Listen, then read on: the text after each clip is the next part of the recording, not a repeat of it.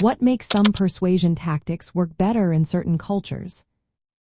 Imagine trying to convince someone from a different country to see things your way.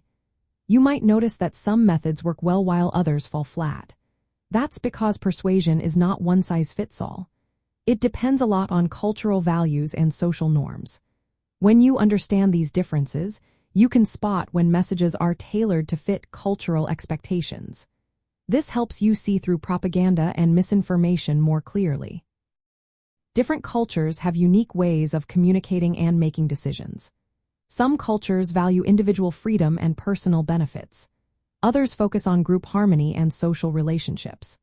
For example, in Western countries, persuasion often highlights personal success and independence.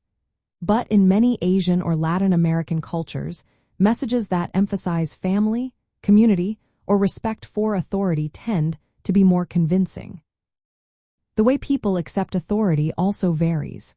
Cultures with high power distance accept hierarchical structures more easily. They respond better to messages from leaders or respected figures. Conversely, cultures with low power distance prefer equal, peer-to-peer conversations. Recognizing this helps you understand why a message from a boss might be more persuasive in some places. Communication style is another key factor.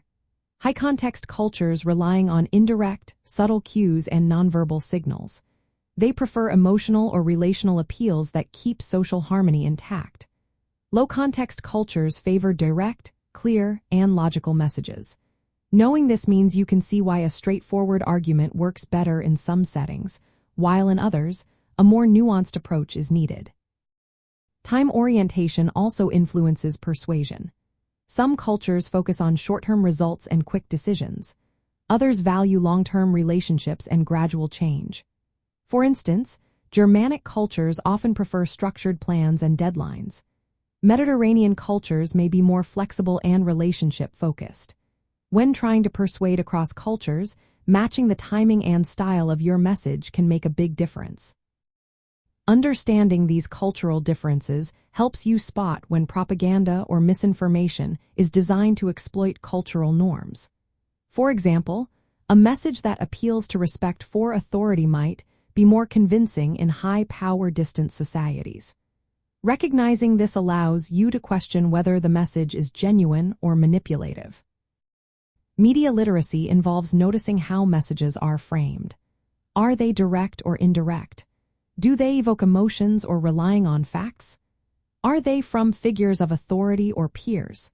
By being aware of these cues, you can better evaluate whether a persuasive message aligns with cultural values or is trying to manipulate opinions.